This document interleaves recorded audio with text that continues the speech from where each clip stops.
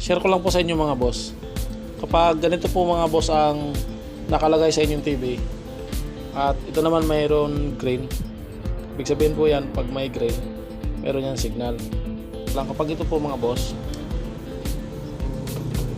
ilalagay nyo lang mga boss dito sa EB. Ito mga boss, EB. Ayan, ilalagay nyo dyan sa EB.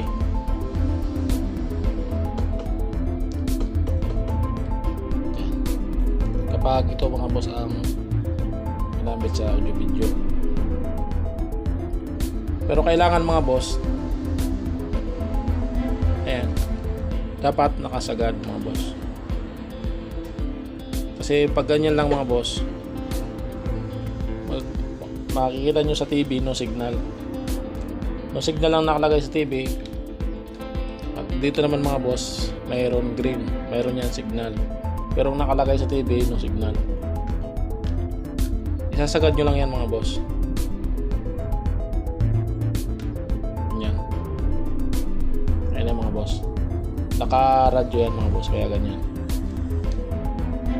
Kapag ito naman mga boss ang ginamit para sa audio video, HDMI, ilalagay nyo lang mga boss sa HDMI. Ibaba nyo lang mga boss. Yan. HDMI. Ito kasi mga boss hindi pa nakakonek yan.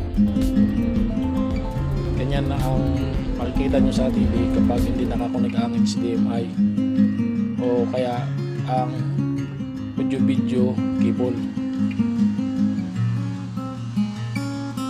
Ito mga boss na HDMI, dito yan.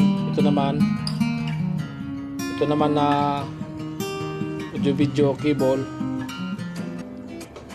Dito naman yan mga boss sa EB, audio video.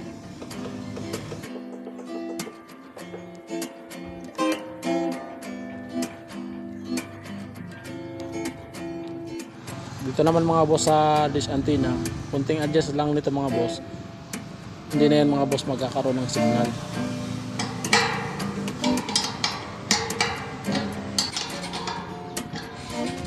Tingnan nyo mga boss.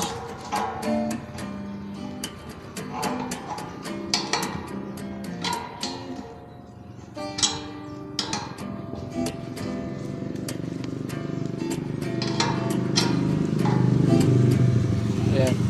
Pag pinihit mo yan mga boss ng kahit kunti lang ganyan, hindi na yan magkakaroon ng signal. No signal na yan doon mga boss sa TV box. Ayan. Kapag ganyan na yan.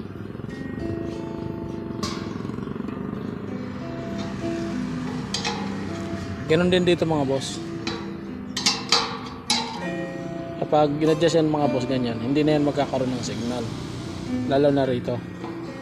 Kapag inikot ng ganyan, hindi na yan mga boss magkakaroon ng signal.